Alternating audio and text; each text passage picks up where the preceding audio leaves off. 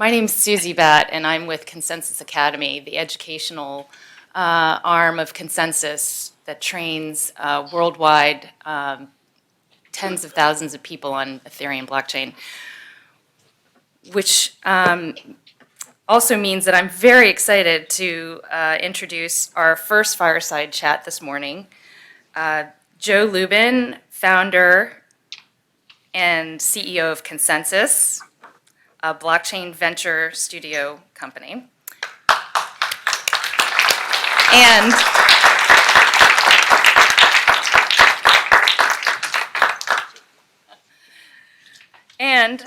Alicia Syrett from Pantegrion Capital.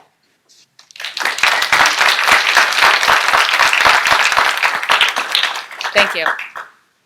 Great. Well, good morning, everyone. Thank you so much for coming, everyone who showed up in person early this morning, and also for everyone who's joining us via the live stream.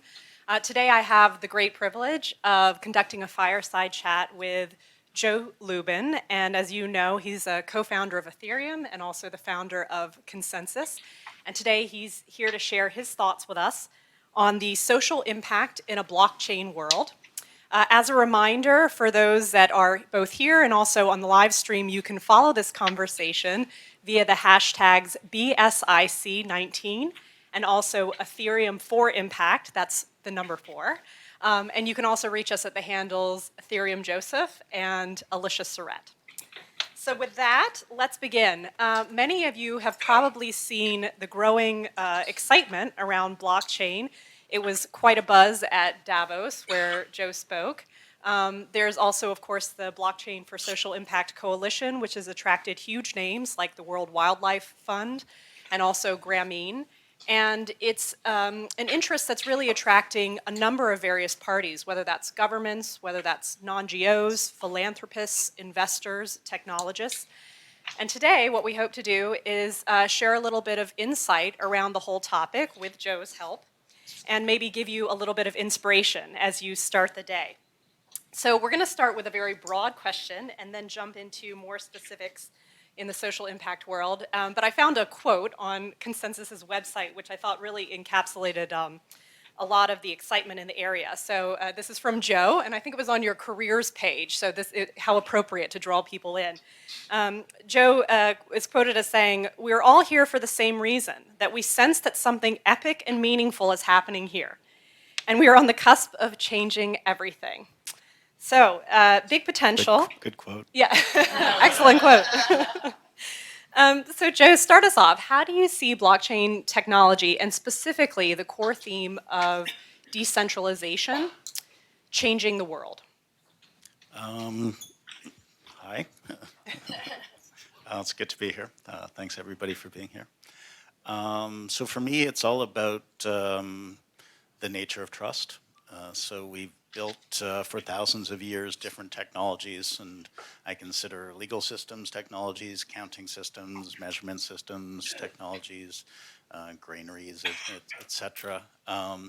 And all of those technologies have been built upon a certain trust foundation. And up until recently, that trust foundation had to be centralized, and it was subjective. It is subjective.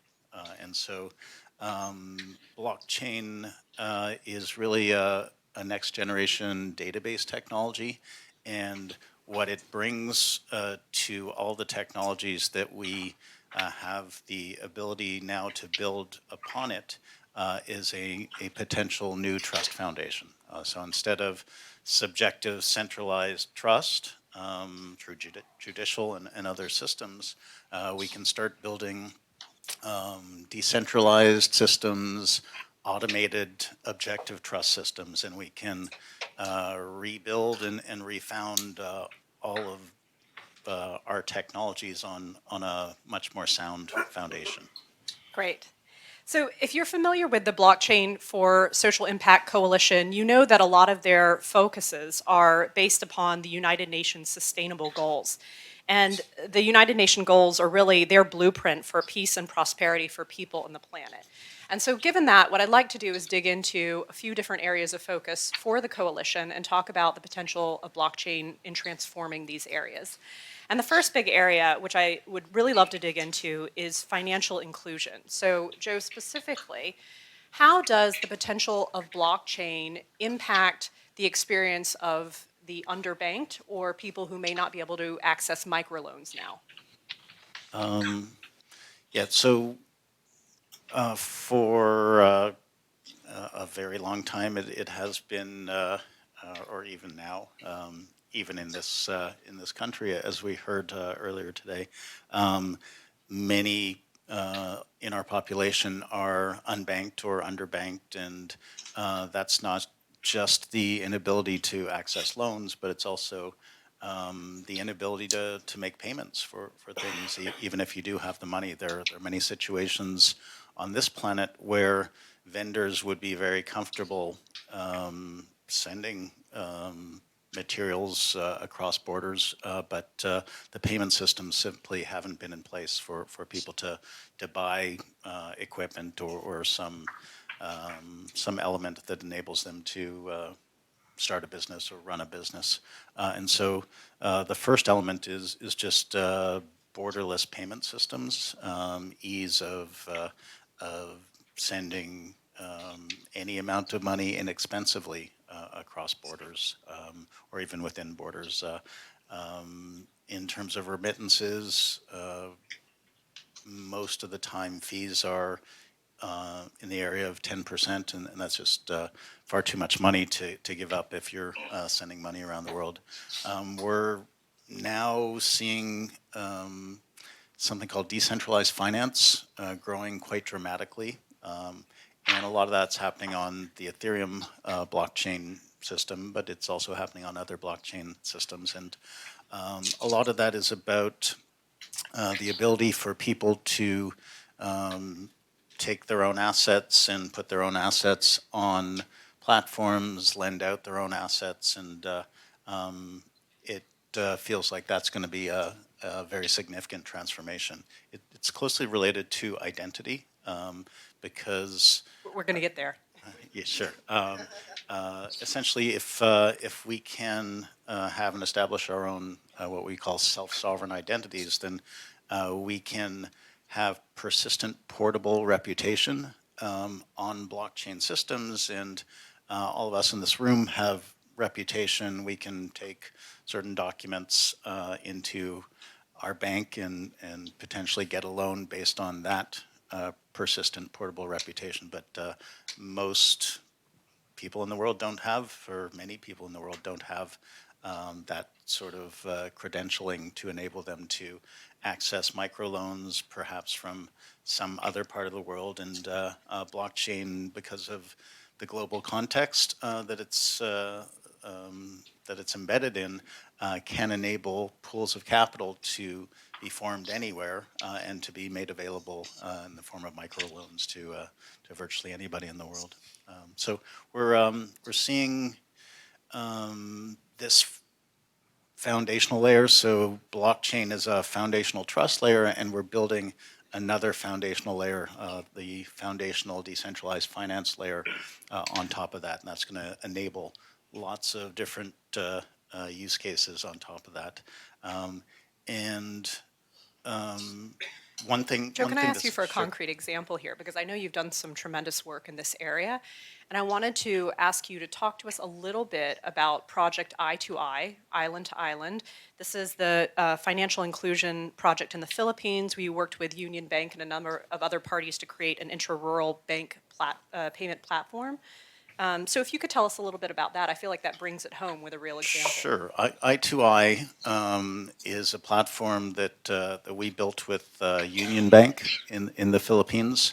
The Philippines has about 70%, I believe, unbanked or underbanked, and a lot of their population lives on islands, and so they don't have direct connectivity to the national banking infrastructure. And this is a problem that's exacerbated because I think 10% of GDP in the Philippines is via international remittances, and then their local remittances in country. And so Union Bank set out to connect all of the different rural banks. So currently, I believe there are 500 rural banks in country, and they've been operating via Excel spreadsheets and pieces of paper to track accounts. And clearing and settlement, when you send money across the country, could last, still can last, for days and weeks. So you're sending money to your uncle or your grandmother, and it gets there and is usable 3 weeks later, which is pretty unacceptable. And so we, in conjunction with Union Bank, and I think you'll be able to hear about that project in much more detail later today. Henry's here. We built a system based on the Ethereum blockchain technology, where essentially an iPad can be placed in each one of these rural banks, and you can clear and settle transactions intranationally in minutes.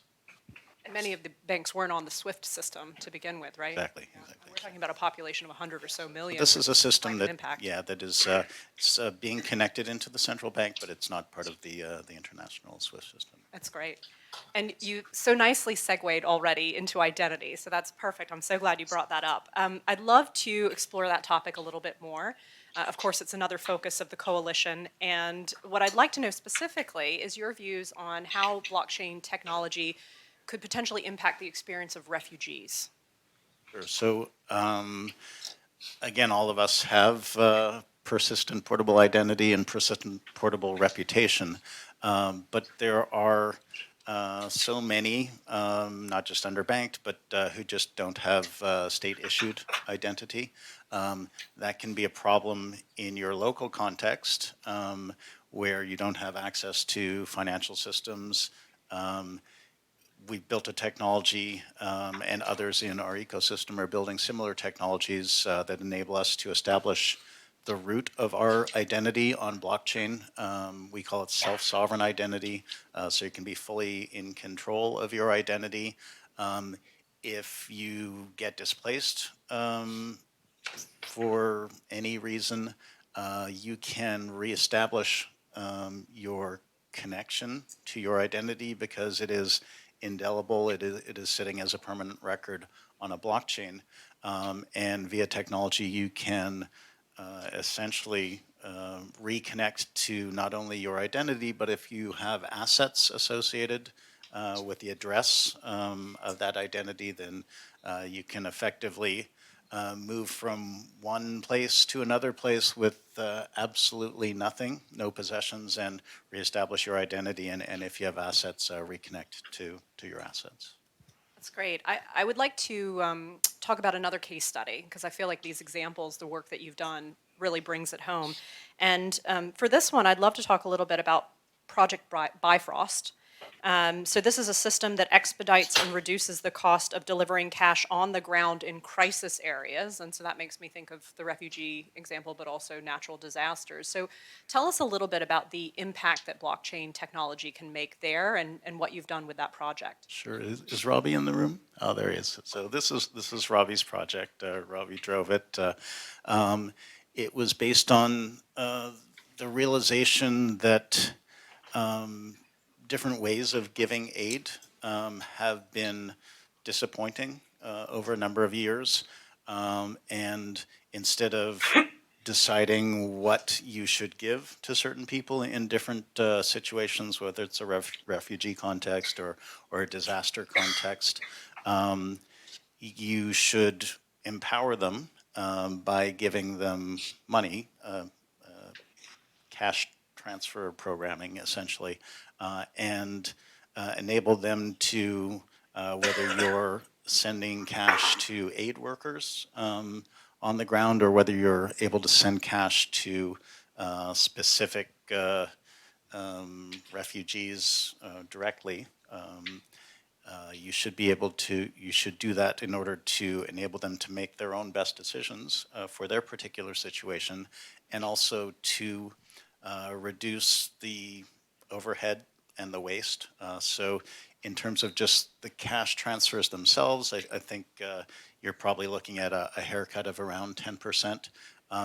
Plus, there's just so much, I hesitate to call it waste because it's valuable to spend a sizable percentage of donations to run an aid infrastructure, but you can be talking 40% of the money that gets donated, or more in some situations, that just gets employed to run the infrastructure for these aid organizations. And so if you can tokenize money, we worked with a project called Maker and another project called Dether to turn the donations into a cryptocurrency, but it's not a volatile cryptocurrency like Bitcoin or Ether. It's a price stable cryptocurrency called Maker DAI, so that holds the value of the dollar, and then you can send it instantaneously. So you can send it in seconds. It's received via the Dether wallet, and it can be used, the Dether wallet can be used to pay for goods at designated outlets, or by the owners of those designated outlets to change that into the local currency.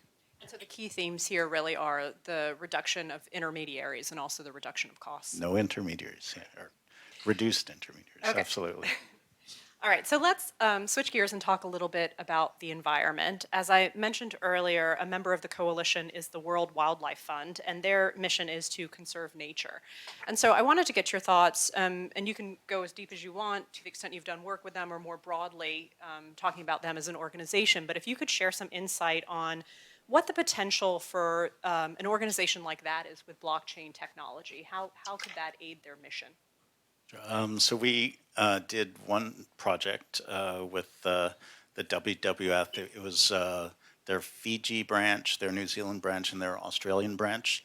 It was about sustainable fishing in the Pacific Islands, and it was also about human rights and ethical employment, reduction or identification of child labor or slavery on specific boats. And so it's a project that essentially tracks tuna from bait to plate. We worked with Sequest and Traceable. Sequest is a sustainable fishing group. Traceable is about communications in that context. And we essentially built an app, a mobile app, that enables a consumer, and the consumer is the powerful voice here, because if the consumer is not buying a product, it ramifies all the way down the supply chain, and it causes change. And so a fish, yellowfin and albacore tuna, can be caught on a boat. It is RFID tagged, and it's landed, it's papered, the conditions under which it was caught are registered. It is essentially guaranteed to be not illegally fished, and fished in sustainable waters via registered boats. And so those registered boats have proper employment conditions, and the end user can track all of this through the processing of the fish, through the transportation of the fish, through making sure the fish wasn't being transported at 80 degrees Fahrenheit, which you really don't want to happen. And you can essentially see all of this on your app. So it's tagged on the boat, and then QR codes are applied to the different products. And ideally, so we've done some pilot projects, and ideally we'll be seeing tuna on shelves that are completely traceable via applications on your phones. So This really talks to the consumer's desire for full transparency in the supply chain, wanting to know where their food is coming from, what they're putting in their families' mouths. And you also touched upon, so I'm so glad you brought up the supply chain topic, because I did also want to ask you not only about that, but also child labor, which you touched upon. And that's also something that consumers care a great deal about, deciding which products, are conscious of that Sure. and picking out the most sustainable products. Tell us a little bit more about the work you've done in that area. Yeah, so very preliminary at this point, but we're working with some brands, including luxury brands, to enable consumers choices again to ramify down the supply chain.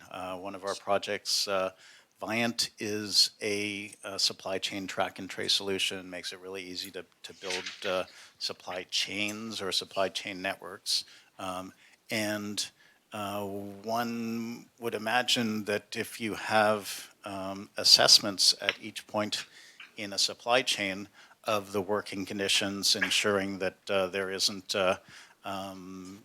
any child labor or slavery in your supply chain, and assigning a score of the working conditions at each node along a supply chain.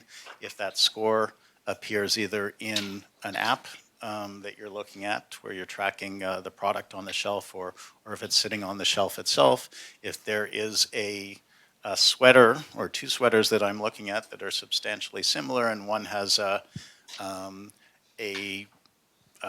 slave-free labor rating of better than the other one, then I, as a consumer, am obviously going to make the healthier choice. And I feel like rigorous provenance that is enabled by supply chains can, over the next bunch of years, have pretty profound social impact. That's great.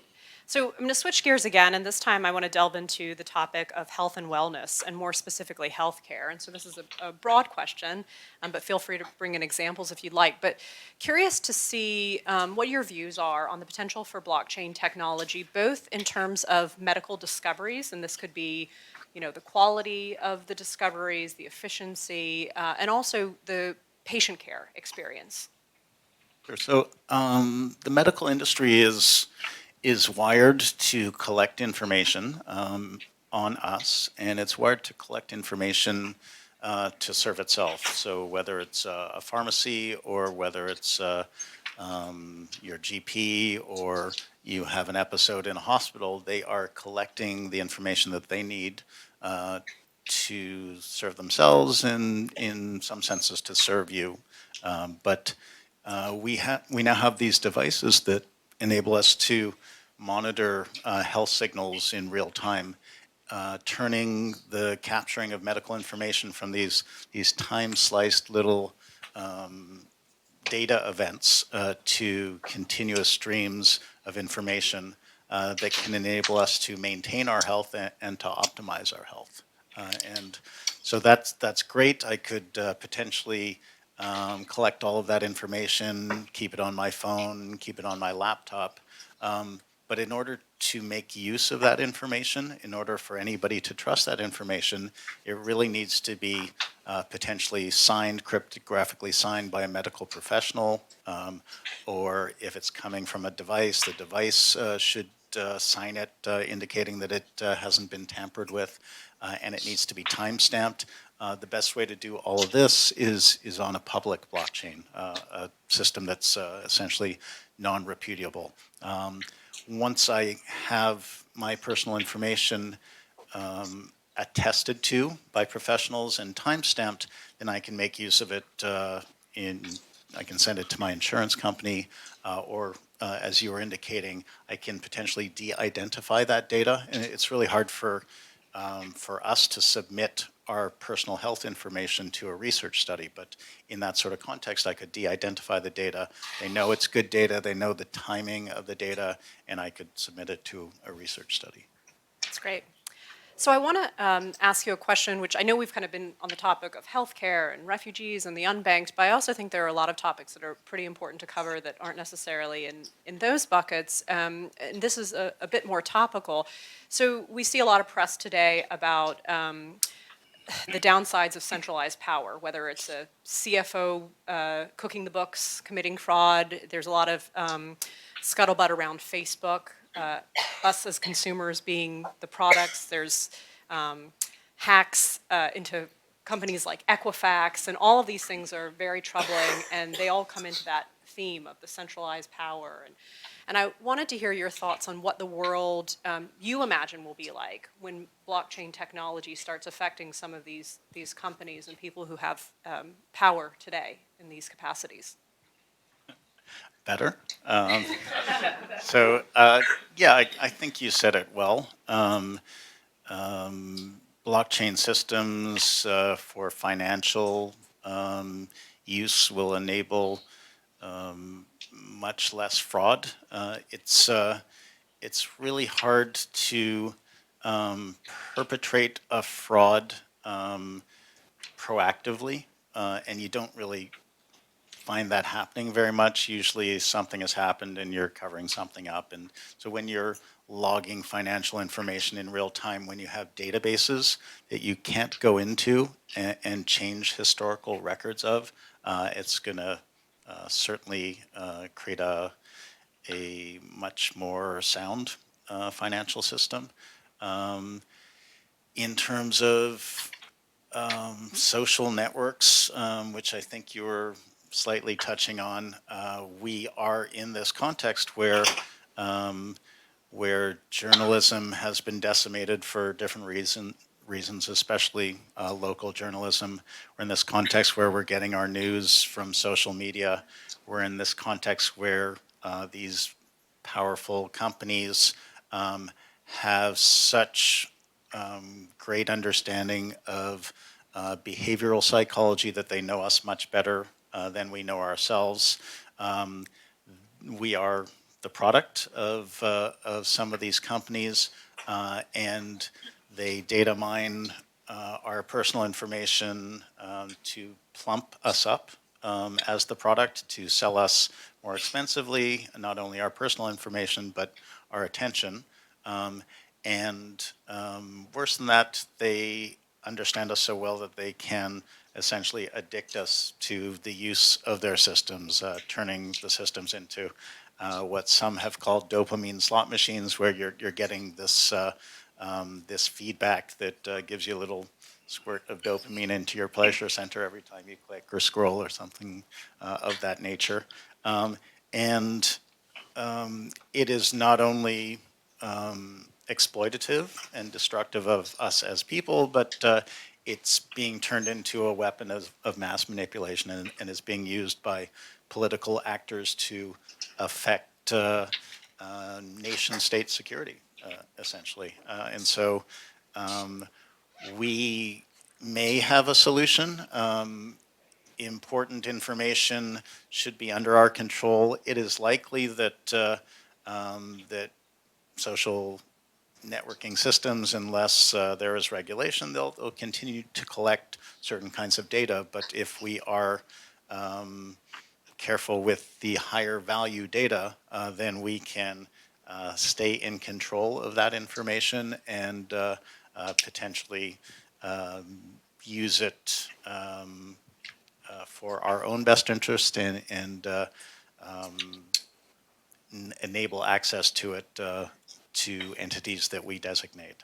So it's certainly a problem. We have actually new voting systems enabled by blockchain technology, but unless we have really good information, not information that's fed to us in these echo chambers driven by advertising technology, we essentially won't be able to govern ourselves very well. So there are hints of solutions in blockchain technology, but we have a long way to go to clean up that situation. Thank you. So I know we're cutting close on time now. I want to ask a final question, and that is really for those of us who are in attendance today, who are inspired by what you've said, people watching you on the live stream. How can people get involved? You know, is it potentially joining the coalition? What if they have projects in mind? What are some of the options for people to take the next step? So blockchain technology is permeating virtually every niche, similar to how internet technology did and does. And at our company, throughout our ecosystem, you can be a technologist, you can be a lawyer, you can be any sort of professional, and find something relevant and valuable to do in the ecosystem. So BSIC is a great group if you're specifically focused on social impact. From my perspective, nearly everything that blockchain does is socially very impactful because it is, as I indicated at the start, it is enabling us to build a better trust foundation for the planet. So get involved. Well, thank you again, everyone in attendance today, everyone watching on the live stream. Hopefully this gave you some initial information around some of the potential changes in the areas of environment, in humanitarian issues, in financial inclusion, and hopefully you'll stick around for the rest of the day and continue to be inspired. I want to also give a final shout out to the conference organizers. This is fantastic. And also, if everyone could please join me in thanking Joe Lubin for sharing his thoughts. Thank you.